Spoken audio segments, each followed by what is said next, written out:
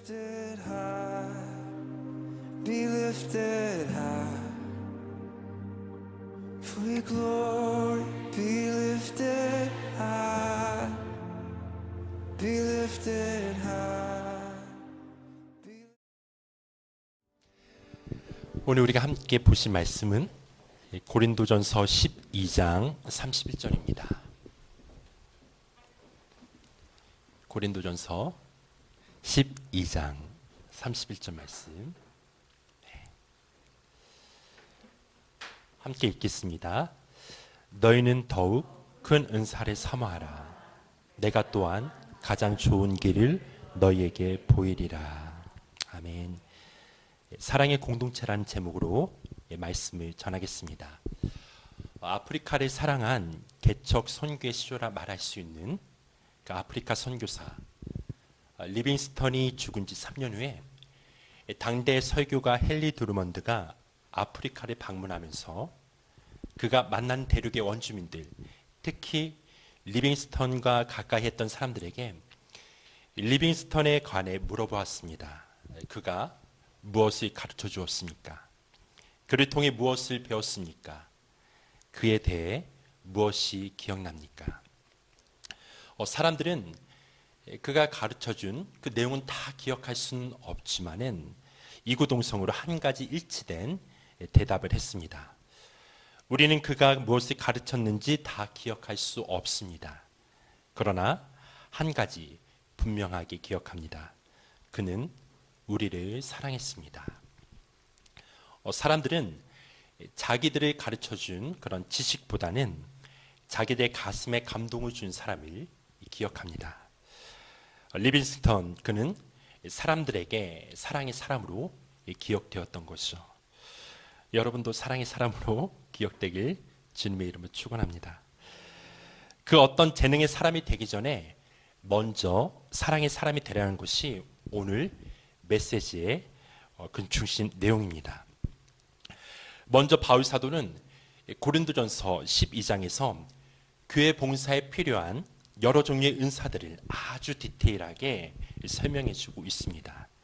그러다가 바울은 긴 설명을 갑자기 멈추고 이렇게 결론부터 내립니다. 너희는 더욱 큰 은사를 사모하라. 내가 또한 가장 좋은 길을 너희에게 보이리라. 여기 사모하라는 말은 추구하고 갈망하라는 것이고, 제일 좋은 길이라는 말은 뛰어나게 좋은 길, 탁월하게 훌륭한 길이라는 뜻입니다. 이 말씀의 본질적 의미는 이런 얘기입니다. 성령이 주시는 기술적 재능보다 성령이 빚어주시는 인격적 품성이 더 중요하다. 그것이 곧 사랑이라는 거죠. 그래서 바울은 고린도전서 13장에서 성령이 주시는 기술적 재능을 올바로 사용하기 위하여 무엇보다 사랑의 중요성을 강조합니다. 누군가 아무리 탁월한 은사를 지녔을지라도 사랑이 없다면 아무 소용이 없을 정도로 바울은 사랑에 대해 강력하게 피력합니다. 여기서 저는 고린도전서 13장이 나오게 된 배경을 통해 그리스도의 몸된 교회를 사랑하는 것이 무엇인지, 사랑의 공동체는 어떤 모습인지 살펴보고자 합니다. 특별히 이 부분을 전개하는 과정에서 복음지 영성 작가인 필립 얀시의 저서 교회 나의 고민, 나의 사랑과 리처드 포스터가 쓴 신앙고전 52서에 나오는 존 웨슬리의 그리스도인의 온전함을 부분적으로 참고했습니다. 필립 얀시는 교회 나의 고민, 나의 사랑, 나의 고민이 된대요. 교회가 사랑도 되지만 너무나 고민되었던 거죠. 거의 챕터 1에서 왜 교회를 붙들고 고민하는가라는 질문에 대해 J.F. 파워스의 푸르게 움트는 밀에 나오는 구절을 인용합니다. 빌, 여기 크고 오래된 배가 있다네. 이 배는 나에 가서 삐걱거리며 상하 좌우로 심하게 요동친다네. 그래서 자네는 이따금씩 이 배를 포기할까 생각하기도 하지. 그러나 이 배는 자기가 갈 길로 간다네. 지금까지 그래왔고 앞으로도 시간이 끝날 때까지 그러할 것이라네. 자네가 있든 없든 상관없이 말일세. 보면서 석배 네가 있든 없든 이 배는 갈 거야. 예, 이게 맞죠, 여러분. 보세요. 교회라고 하는 크고 오래된 배. 가끔 낡아서 삐걱거리기도 하고 때로 심하게 요동치기도 하면서 멀미하고 그렇죠? 포기할까 하는 생각을 하기도 하지만 하나님의 교회는 목적지까지 꾸준히 가고 있다는 거예요. 그래서 교회라고 하는 배에서 내리지만 않으면 그리스도의 몸인 교회는 하나님의 은혜로 끝까지 신앙의 목적지로 인도할 것이라는 그런 말입니다. 그리고 필립 안시는 이 구절을 인용하면서 젊은 나이 교회를 방황했던 자신의 솔직한 이야기를 통해 교회에 대한 회의와 고민을 어떻게 풀어왔는지 말해줍니다. 그는 위선과 율법주의로 단단히 무장한 근본주의 교회에서 유년기를 보냅니다. 시간이 지날수록 신앙생활은 그에게 매우 곤혹스러웠습니다. 그는 교회에 대한 회의감에 젖어 더 넓은 세상을 보기 위해 젊은 시절 교회를 뛰쳐 나왔습니다. 이후 그는 다시 교회로 돌아가기 위한 몸부림의 시간을 보내면서 그리스도의 몸인 교회에 대한 신비를 깊이 깨달았다고 합니다. 그러니까 그가 평생에 걸쳐 교회로 다시 돌아오게 된 이유를 이렇게 설명하고 있어요. 어떻게 나는 교회 회의론자에서 옹호론자로, 구경꾼에서 참여자로 바뀌었을까? 나는 왜 교회에 대한 태도를 바꾸었을까?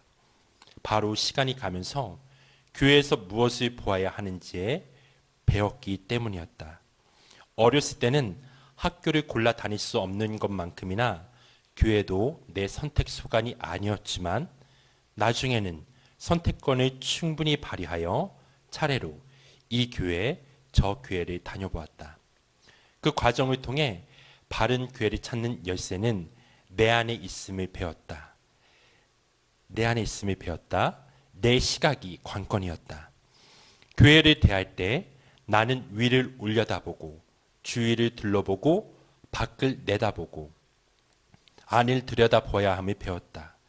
교회를 겨우 참고 견디던 내가 교회를 사랑할 수 있게 된 것도 바로 이 새로운 시각 덕분이다. 필립 안시는 교회에 대한 시각을 바꿨습니다. 교회를 바라볼 때에는 위를 올려다보고 주위를 둘러보며 밖을 내다보고 안을 들여다봐야 한다는 것을 배웠습니다. 그 새로운 시각을 통해서 교회를 겨우 참고 견디던 얀시는 교회를 사랑할 수 있게 되었습니다.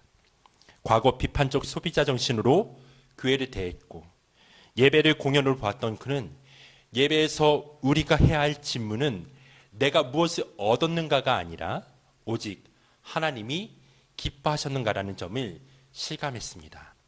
그러면서 그는 마지막으로 교회의 신비에 관해 이렇게 말합니다. 하나님은 어떤 분이신가?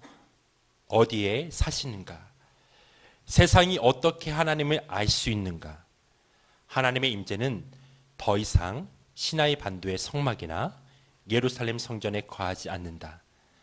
대신 하나님은 당신과 나같이 평범하고 못난 사람들 속에 살기로 하셨다. 일요일 아침에 예배당 좌석을 채운 사람들을 둘러보면 하나님이 어떤 모험을 강행하고 계시는지 알 수 있다. 무슨 이유에선지 이제 하나님은 불기둥이나 구름기둥으로도 아니고 갈릴리에 오신 아들의 몸을 통해서도 아니고 내가 다니는 교회를 비롯하여 하나님의 이름으로 모이는 다른 모든 교회를 구성하는 이 표현이 되게 마음에 와닿았어요. 뭐냐면 잡동사니 인간들을 통해 자신을 계시하신다. 잡동사니 인간을 통해 자기를 계시한다라는 거예요. 필립 안시는 교회 신비를 잡동사니 인간들을 통해 자신을 계시하시는 하나님의 방법을 설명하면서 고린도 교회 이야기를 들려주고 있어요. 고린도 교회에는 유대인 장사꾼, 떠돌이 집시, 그리스도인, 매춘부, 이교도 우상을 숭배하는 자들이 함께 있었죠. 거기서 바울은 교회 분열을 엄중히 경고하고 근친상간의 거세게 비난하면서 주의 만찬이 무법천지의 식탁으로 왜곡되지 않도록 싸우며 진리의 말씀을 선포합니다. 그는 고린도 교회를 바라보면서 우리가 교회라고 부르는 이것이 대체 무엇인가라는 질문을 통해서 고린도 전후서를 서술해 나아갑니다. 그러면서 그는 각 장마다 교회에 관련해 유의하는 방식으로 하나씩 적합한 말을 그렇게 찾아 들어가요. 고린도전서 3장 9절에서 바울은 너희는 하나님의 밭이다 말해놓고 잠시 그 비유를 생각하며 그렇다면 나는 심는 농부요 다른 이는 물을 주는 사람이다라고 설명합니다. 그리고 교회를 하나님의 집이라고 묘사하면서 나는 터를 놓고 다른 사람은 그 위에 올린다라고 말합니다. 잠시 뒤 바울은 더 좋은 비유가 생각나나 봐요.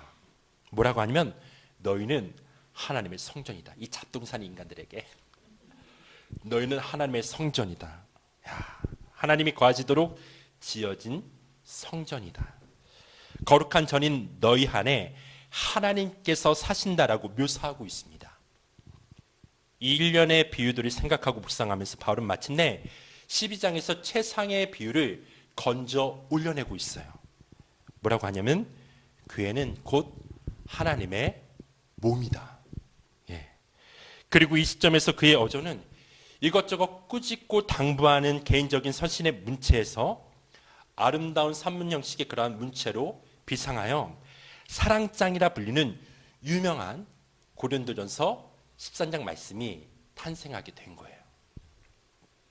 여러분, 심각한 문제를 안고 있는 고린도 교회를 향해 바울은 진리의 날선건과 함께 너희가 그리스도의 몸인 사실을 일깨우고 있죠. 하나님의 사랑이 너희와 함께 있음을 말해주고 있습니다. 어떠한 사랑일까요? 보세요. 여러분, 제가 이걸 보면서 어떻게 고린도 공동체를 향해 너희는 하나님의 밭이요 집이요 성령이 거하시는 성전이며 더 나아가 하나님의 몸이 될 수가 있는지 바울은 도대체 이해할 수 없는 말로 글을 읽는 독자들에게 들려주고 있다는 거예요.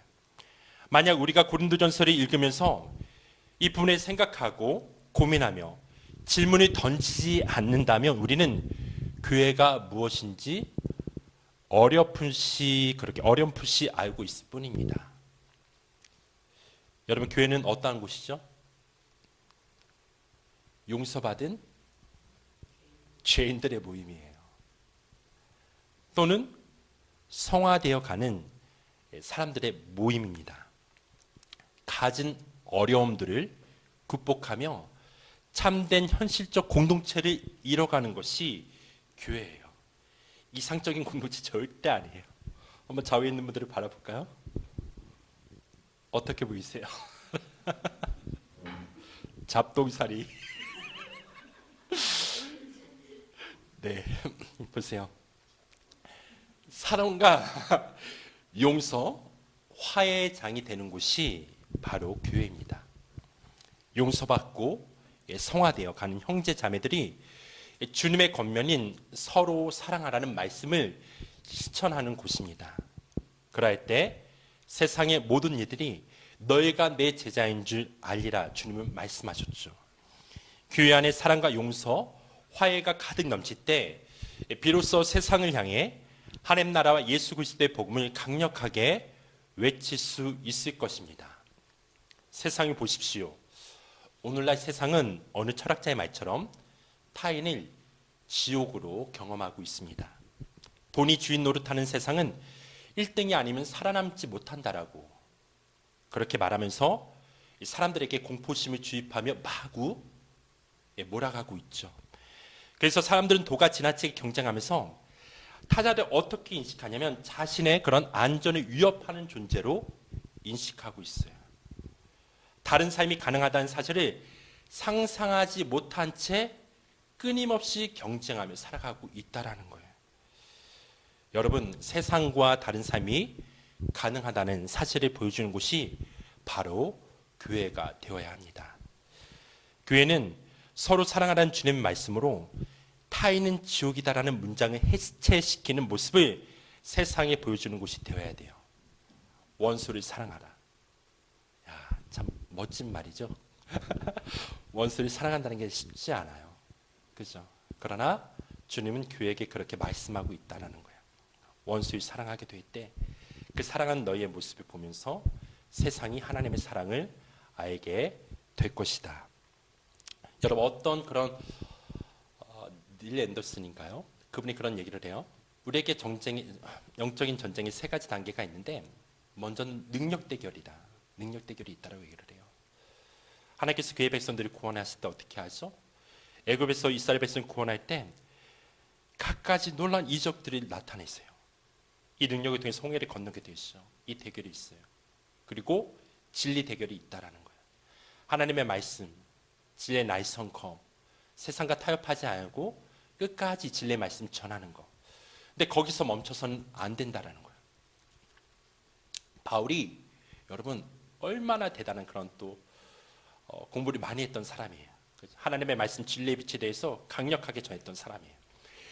야, 바울이 앞에 있다고 생각해요. 바울이 만약 목회자라고 생각해봐요. 못 견딜 것 같아요.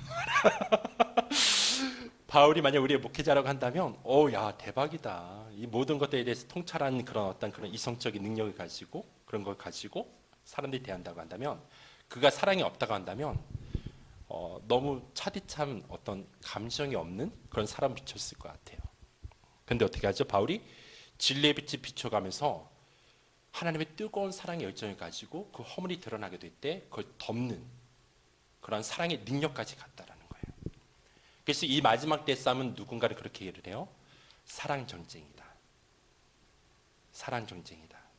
진리의 빛이 비추고 이 어둠 가운데 그 빛이 비칠 때 허물이 드러나게 될 때 어떻게 하죠? 그 사랑을 덮어 그들이 죽음의 사망에서 건져내어 하나님의 백성으로, 하나님의 자녀로 그렇게 인도하는 것. 이게 사랑 없이는 안 된다라는 거예요. 야고보서 5장 19절 20절 말씀해 보게 되면 그런 말씀이 있습니다. 19장 20절. 내 형제들아, 너희 중에 미혹되어 진리를 떠난 자를 누가 돌아서게 하면 너희가 알 것은 죄인의 미혹된 길에서 돌아서게 하는 자가 그를 사망에서 구원할 것이며 허다한 죄를 덮을 것임이라. 허다한 죄를 덮을 것입니다. 우리 주변에 여러분 혹시 가족 중에 또 친구 중에 지인 중에 신천지인 사람 있습니까? 요즘 신천지 난리죠. 네. 그러니까 하나님의 교회 이제 이렇게 제가 이제 우리 그 양재에 있을 때 하나님의 교회가 앞에 있었잖아요. 그쪽 건너편에 하나님의 교회 그 문 앞에 뭐라고 적혀 있냐면 거기도 이단이잖아요. 되게 강력한 이단이거든요. 신천지 금지 이렇게 적혀 있더라고요. 네, 모든 이단들이 신천지를 금지하고 있어요. 여러분. 보세요. 그들이 돌아오게 될 때 그 진리의 빛이 가지고 그들이 어떻게 돼야 되냐면 사랑으로 돼야 된다는 거예요. 여러분 그들의 영혼들을 구원해야 되죠. 돌이키게 할 때 우리에게 사랑이 없다고 한다면 여러분 그들은 어떻게 하죠? 주님의 사랑에서 떨어질 수밖에 없어요. 그죠?